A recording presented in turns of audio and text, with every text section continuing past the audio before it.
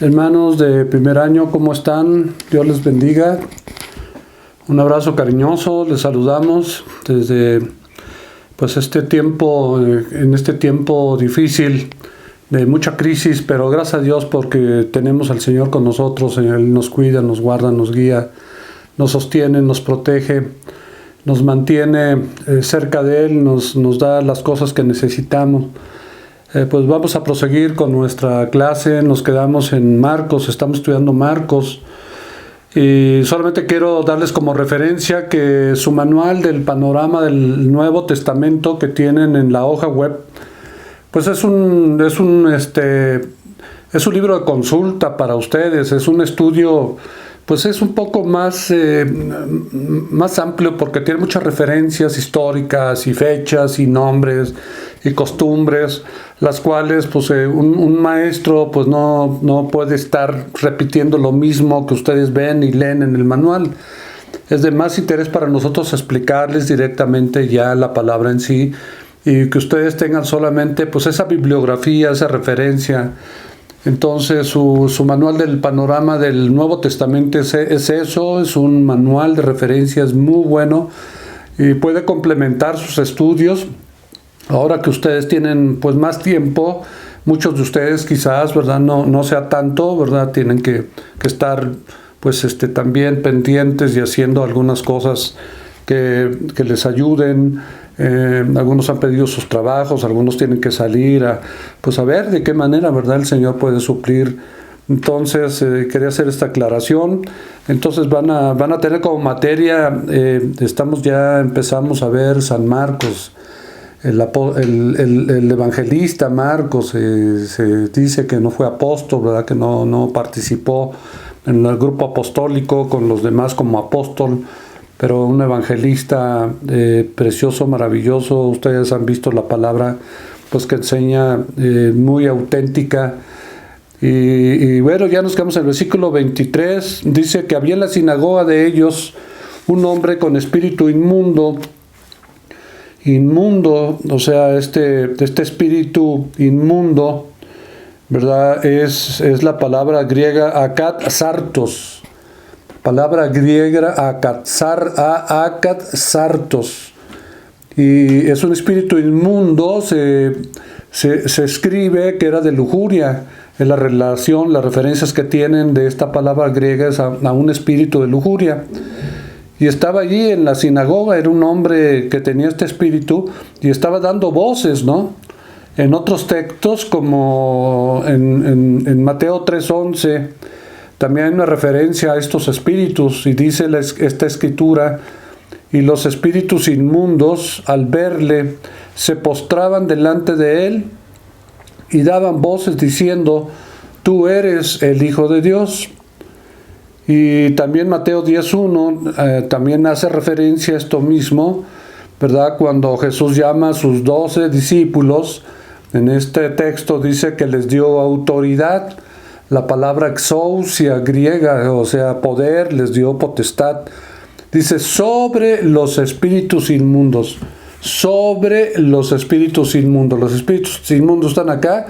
La autoridad que delega el Señor en sus siervos es más arriba, ¿verdad? Ellos tienen que someter a esta autoridad, no al revés. Nosotros estamos, ¿verdad?, arriba de la autoridad que ellos en su mundo demoníaco tienen. Entonces, esta escritura dice que los discípulos recibieron autoridad, ¿verdad?, para que los echasen fuera, o sea, para liberar. Es un ministerio hermoso, poderoso, ministerio de liberación, de echar fuera con esta autoridad este tipo de espíritus que se encuentran en la gente. Dice, y además les dio esta misma exousia, autoridad para sanar toda enfermedad y toda dolencia. Por supuesto, pues esto es en el ámbito y en el ministerio apostólico, pues esto era, ¿verdad?, en un momento en que se estaba confirmando el mesianismo de nuestro Señor Jesucristo, y había todas estas maravillas poderosas.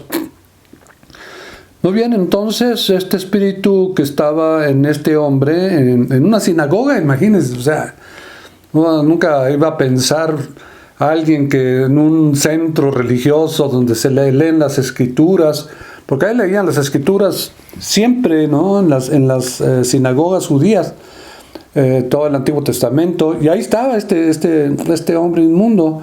Y esto que clamaba del versículo 23, daba voces, y él decía en el versículo 24, le decía a Jesús, ¿qué tienes con nosotros?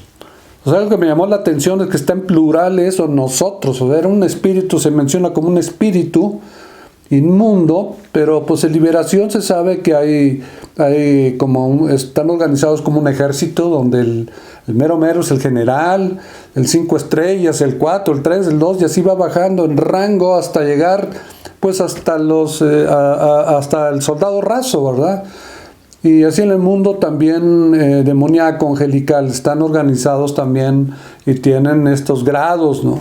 Y es el hombre fuerte, el general, y después de ahí pues todos los, les dicen los chalanes, ¿no? Todos los rasos, soldados rasos. Y por eso dice, está hablando ahí, ¿qué tienes con nosotros? Le está diciendo a Jesús, ¿qué tienes con nosotros, Jesús Nazareno? Entonces seguramente, así como ¿se acuerdan el caso del Gadareno? Cuando Jesús les dice, ¿cómo te llamas? Y le contesta, me llamo Gadareno, soy el espíritu Gadareno, y pues una legión era la que había en él, ¿verdad? Cuando el demonio le dice a Jesús, pues me llamo Legión, era Legión de Gadara, ¿verdad? El endemoniado de Gadara, pero obedecía, ¿verdad? A un sinnúmero de demonios. Una legión estaba compuesta en el ejército romano, pues hasta de 300 o más centuriones, ¿verdad? Esto quiere decir que puede una persona estar habitada por muchísimos demonios, como este caso. Dice, ¿qué tienes con nosotros? Entonces no nomás es un espíritu inmundo de lujuria, sino que viene acompañado de otros más. Pero bueno, le dice así a Jesús, le dice, has venido para destruirnos, también plural. Sé quién eres, el Santo de Dios, ¿verdad? Parece que reconocen al Señor, reconocen cuando el Espíritu Santo habita en alguien, ellos se dan cuenta en el mundo espiritual, pues ellos pueden ver el mundo espiritual, pues aunque nosotros no lo vemos con estos ojos, ¿verdad? Ellos como son espíritus, ellos pueden ver el mundo espiritual. Entonces reconocieron al Espíritu de Dios en Jesucristo y le dicen, sé quién eres, le dice ya el espíritu inmundo, este espíritu Akatsartos, sé quién eres, el Hijo, el Santo de Dios. Pero Jesús le reprendió. Esa palabra reprender, la palabra epidmao, ¿verdad? Es más fuerte que una exhortación, es una reprensión, ya es cuando tú reprendes al demonio así, ya es como le dice Jesús, cállate y sal de él, le dice Jesús, una orden. Le da dos órdenes, primero cállate y después sal de él, ¿verdad? Con esta epidmao que le da el Señor. El versículo 26 dice, y el espíritu inmundo, fíjese, dice, sacudiéndole con violencia. Y ahí, la idea en el griego dice que él se retorció con convulsiones de epilepsia. O sea, este espíritu inmundo de lujuria, pues también se ve que ahí el hombre fuerte, en este caso, pues era un espíritu que le producía epilepsia a este pobre hombre. No quiere decir que todos los epilépticos están endemoniados, pero hay, ¿verdad? Lo vamos a ver aquí, ahorita enseguida. Sí hay casos a donde la enfermedad la produce un demonio. Y en este caso estaba producida por demonios, esta epilepsia, que venía acompañado por lo menos el siguiente en grado, era el de lujuria, ¿verdad? Estos espíritus inmundos que estaban habitando en este hombre, el cual estaba en la sinagoga y muy tranquilo hasta que llega Jesús y ¡ay! Ahora sí que se le apareció al mismo demonio el Señor Jesús y entonces, versículo 27 dice, y clamando. Y esto también, por eso es interesante siempre ver la palabra que en el griego se usa y su traducción, porque aclara más y te dice muchas más cosas de lo que vemos tú en la traducción en español. Estamos aprendiendo a usar el diccionario Strong's, ¿verdad? Hebreo, griego, y diccionario para que nos veamos qué palabras se usan en qué textos y sepamos en un caso y en otro, Antiguo Testamento hebreo, Nuevo Testamento griego. Aquí en el griego, pues estamos en el Nuevo Testamento, siempre es casi griego. Dice que clamando, esto en el griego es la palabra kaazo, con K de kilo, A-Z-O, y dice chillando. O sea, el original dice que salió chillando con alta voz, pegó un grito, así, ¡ay! Así espantoso, ¿no? A gran voz, y salió de él. O sea, chilló porque lo sacaron de su comodidad, de su, quién sabe cuántos años y tiempo tendría en este hombre ahí metido, ¿verdad? Haciendo sus trabajos, su labor, cumpliendo órdenes de su general, Satanás. Y entonces, pues todos los que estaban viendo, dice el texto, y todos se asombraron de tal manera que discutían entre sí, diciendo, o sea, estaban ahí perplejos, ¿verdad? Asombrados. ¿Qué es esto? ¿Qué nueva doctrina es esta? Y esa palabra doctrina es la palabra didaché. Cuando estudie la didaché de los apóstoles, la didaché apostólica, se está refiriendo a la doctrina apostólica, ¿no? A la enseñada por los apóstoles. Entonces estos judíos en la sinagoga, cuando ven esto, pues qué nueva didaché es esta, ¿no? Esta no la hemos visto en los profetas, en los salmos, en proverbios, no la hemos visto en Reyes, en Crónicas, en Éxodo. ¿Qué nueva doctrina es esta? Dice que con autoridad, otra vez la palabra exousia, es la misma palabra que usa Juan en el capítulo 1:12. A todos los que creen en Él, Dios les dio la potestad, la exousia, de ser hechos hijos de Dios. Es esta palabra. Y ellos decían que nueva didaché, que nueva doctrina es esta que con exousia, ¿verdad? Manda aún a los espíritus inmundos y le obedecen. Wow, o sea, no nada más los manda, no son exorcistas ambulantes, ¿verdad? Sino sí, de veras, pues, ¿qué doctrina tiene o de dónde salió o de qué congregación es? No estaban sorprendidos. Y dice el versículo 28, y muy pronto se difundió su fama por todas las provincias de alrededor de Galilea. Y al salir de la sinagoga, o sea, acababa de liberar a este hombre, y ya se va ahora a seguir ministrando el Señor Jesús. Pues no por algo dicen que se levantaba muy temprano, lo vamos a ver enseguida, a orar.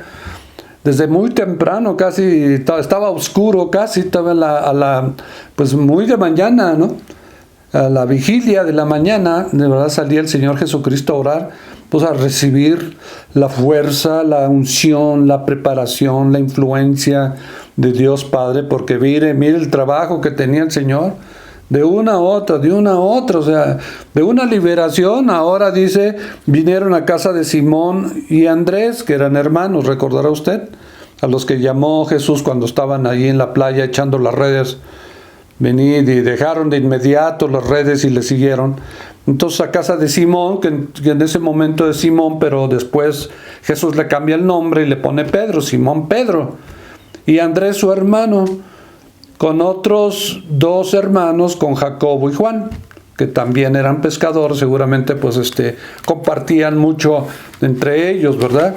Dice el versículo 30, y entonces la suegra de Simón, esto que dice que Pedro estaba casado. Y si estaba casado, entonces, porque la Iglesia Católica aduce que el primer papa era Pedro, San Pedro fue el primer papa, es lo que enseñan. Oye, pues Pedro entonces estaba casado, hay una contradicción contra sus protocolos y políticas establecidas de que el celibato, y entonces ¿de dónde sacó el celibato? Si su primer papa era casado, entonces ¿de dónde sacaron que los sacerdotes no se pueden casar, verdad? O sea, puras contradicciones, pero pues bueno, estos porque ignoraban las escrituras y el poder de Dios. Así se los dijo Jesús a los fariseos: erráis porque desconocéis las escrituras y el poder de Dios. Y entonces la suegra de don Pedro está acostada, dice, con fiebre. Pues una infección, no sé qué tipo de problema, no era un demonio, ¿verdad? Era una enfermedad producida, un enfriamiento, algún bicho, tampoco era coronavirus, pero estaba con fiebre. Y enseguida, dice, le hablaron de ella. Oye, Señor, pues mira que está la mamá, ¿verdad?, de la esposa de Simón, muy enferma, pues pues no podrás venir, y etcétera. Sí, entonces, versículo 31, entonces él se acercó, y ya en casa de Pedro, ¿verdad?, ahí en el cuarto donde estaba acostada, reclinada, pues con fiebre, con un calenturón horrible. Pero fíjese, entonces, la terapia, que también aparece como una forma, un sistema de sanidad divina, en caso con los endemoniados, es una terapia diferente a la terapia que se usa para orar por los enfermos. Y aquí entonces la terapia que usa Jesús, dice, la tomó de la mano, ¡bum!, y la levantó. Nomás el puro toque. Si otras personas tocando el puro manto, el filo del manto del Señor Jesús, pues el talí, ¿verdad?, y los chiliris y los cordones que traen los talís, como la mujer del flujo, ¿se acuerdan?, que decía, con tan solo que toque el manto seré sanada. Y aquí pues el Señor Jesús agarró y pues la toma de la mano, y ese toque, ¿verdad?, la levanta. Y la palabra que aparece ahí es eutseos, que quiere decir inmediatamente. O sea, no fue una sanidad de, pues vamos a ver cómo sigue, y mientras tanto, pues vigilen, y si no, volvemos a venir a orar por ella. Inmediatamente. El poder de Dios ahí presente, manifestado a través del Hijo de Dios, nuestro Señor Jesucristo, una sanidad inmediata. ¡Pum! Fue sanada de inmediato. Bueno, y esto es porque hay, hermanos, les estaba comentando, hay enfermedades que son producidas por espíritus inmundos, muchos casos en los evangelios sobre todo, que los vamos a ver, pero muchos otros más, como este caso y otros, ¿verdad? No son producidas por espíritus inmundos. No vamos a cada vez que hay un enfermo llegarle a reprender demonios, ¿verdad? Pues tenemos que tener también dirección y la preparación. El ministerio de liberación se necesita pues doctrina y tener pues muy claro estos aspectos, ya que la sanidad es una área de teología bastante compleja.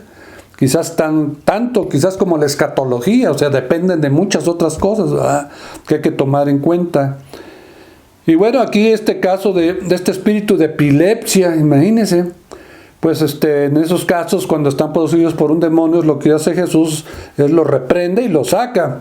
Pero aquí con la fiebre, que es un ejemplo de una enfermedad no producida por demonio, Jesús la toma de la mano y la fiebre se va inmediatamente. Vean también otro ejemplo ahora en el versículo 32. Cuando llegó la noche, luego que el sol se puso, le trajeron todos los que tenían enfermedades. Y ahí la palabra para enfermedades en el griego es la palabra kakos. Kakos, así con K, como la K de kilo, las dos, kakos. Tenían muchos kakos, muchas enfermedades. Y por el otro lado también le trajeron a los endemoniados, y ahí es otra palabra griega. Ahí es daimonizomai. Por un lado los cacos y por el otro lado los daimonizomai. Pero a él le trajeron así, órale, o sea, la chambita del Señor. Sale de la sinagoga de liberar allí a un demonios inmundos, ¿verdad? Epilepsia y lujuria. Llega con la suegra de Pedro y ahora sale y ahora se enfrenta en la noche pues a dos grupos. Le trajeron todos los que tenían enfermedades. Es que ya la fama ya había corrido por todos lados, ¿no? Ahí en esos momentos. Y entonces pues todos querían llevar a sus enfermitos y pues Ahora sí que a ver si de casualidad me sanan a mi hijo, a mi esposa, a mí mismo, a mi primo, a mi tío, a mi criado y a los endemoniados. O sea, dos clasificaciones diferentes. Y tomen nota de esto para que vayan viendo en los evangelios que es muy común, ¿sí? Y también para su ministerio. O sea, tengan en cuenta esto para cuando ustedes estudien, pues, y practiquen, ¿verdad?, lo que practicó Jesús. La iglesia está llamada a practicar y hacer lo que hizo Jesús, ni más ni menos, ¿verdad? Y entonces, dice el versículo 33, y toda la ciudad se agolpó a la puerta. Desde luego esta toda no incluía todas las ciudades, que la palabra toda pues también tiene su manera de aplicarse diferente en un caso y en otro. Pero aquí le aplican toda la ciudad se agolpó a la puerta, o sea, no iba a caber toda la ciudad, pero es así como la expresión que se está dando en este caso. Fíjese, y dice el versículo 34, entonces, y sanó. Ahí se usa terapeu como terapia, que es un término médico hasta nuestros días, ¿no? La terapia, ¿qué terapia usa el doctor? Terapeu es la palabra griega. T-H-P-R-A-P-E-U-O, terapeu. Dice, y terapeu, o sea, y sanó, dice en el español, a muchos que estaban cacos, que estaban enfermos, que es la clasificación número 1. Los sanó, dice, de diversas enfermedades. Y ahí pues, la palabra para enfermedad no es caco, sino es nosos, que significa dolencias. O sea, estaban aquejados de dolencias, adoloridos, de piernas, de brazos, del estómago, de los riñones, de los músculos, de los huesos, de diversas nosos, N-O-S-O-S, de diversas nosos. Y entonces con el segundo grupo o clasificación dice, y echó fuera. Aquí la palabra echar fuera es una palabra en el griego que se escribe ek, E-K, B grande, A-L-O, ekbaló, o sea, expulsó, sacó muchos daimonizomais, o sea, muchos demonios, ¿verdad? Y dice, y no les permitía a los demonios, no los dejaba hablar, ¿verdad? Porque le conocían. O sea, Jesús no quería bueno, ya estaba su popularidad o todas las noticias acerca de, no, pues es un hombre que sana y sanó a mi tío y a mi primo. ¿Quién? Pues yo quiero llevar al mío y así, ¿no? Entonces eso impedía mucho a moverse al Señor en su ministerio, a ir a predicar acá, allá, y pues a donde salía, ya estaban como los periodistas que persiguen así una noticia, amarillistas, ¿verdad? Y todavía no sale de su casa la persona, ya están afuera ahí en el jardín, esperándolo afuera del coche, con cámaras, y así estaba la gente con Jesús. Entonces los demonios empezaban a gritar, sabemos que eres el Hijo de Dios, y Jesús no quería tanta publicidad, porque esto estorbaba a su ministerio en esos momentos, ¿no? Entonces los callaba, ¿verdad? No los dejaba hablar porque le conocían. Ahora, el versículo 35 dice que Jesús levantándose muy de mañana, entonces esta palabra proí, P-R-O-I, muy de mañana, o sea, en el español esta palabra se traduce a la aurora.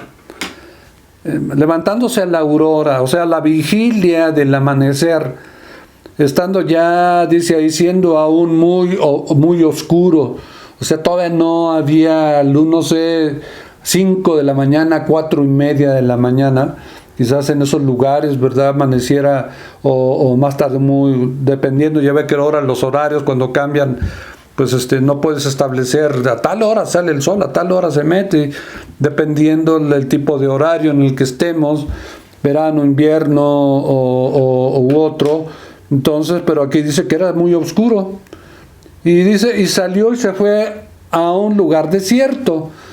O sea, que él buscaba la privacidad, no quiero estar con mi papá, no quiero que esté gente ahí, aunque le gustaba eso también, pero todo tenía su tiempo, él tenía que prepararse muy temprano. Ya vio el día anterior todo lo que pasó, fue el relato de todo el día anterior, imagínense. Si no, necesitaba estar, hermanos, bien ponchado, bien fuerte en el Señor, ¿verdad? Dice, fortalecidos, ¿verdad? Con el poder del Espíritu Santo en nuestra vida. El hombre interior con su poder. Todo lo puedo en Cristo que me fortalece. Todo lo puedo. Él podía ministrar, podía orar, podía estar predicando, enseñando. Pero donde estaba el poder, la fuerza, ¿verdad? De Dios. Entonces, él lo sabía muy bien. Imagínense, el Hijo de Dios, muy temprano, aún oscuro, se iba dice ahí, y ahí oraba. Muy de mañana salió y estando muy oscuro se fue a un lugar desierto y ahí oraba. Y esa palabra es increíble, esa palabra griega. Es la palabra griega prosekumai. No sé si en alguna clase se los han comentado. Usted puede verlo si tiene forma de hacerlo.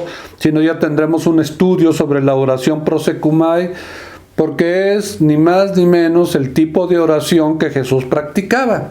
La oración prosekumai. Y siempre que ves en la Biblia Jesús oraba y oró prosekumai, que implica pues un pasarse tiempo, un desvelarse, o levantarse muy temprano, un orar sin cesar. Es la oración de los poderosos, la oración de poder. Cuando llegaron los discípulos y le dijeron al Señor Jesús, enséñanos a orar, pues bueno, entonces el Señor les empezó pues a enseñar de qué manera, ¿verdad? Pues él era como sabían. Y entonces dice, y en el versículo 36, y le buscó Simón y los que con él estaban, y hallándole, le dijeron, todos te buscan. O sea, todos los demás buscándolos, pero los que lo encontraron fue Pedro y los demás discípulos. Claro, porque dice el Señor, me buscarás y me hallarás, porque me buscarás con todo tu corazón.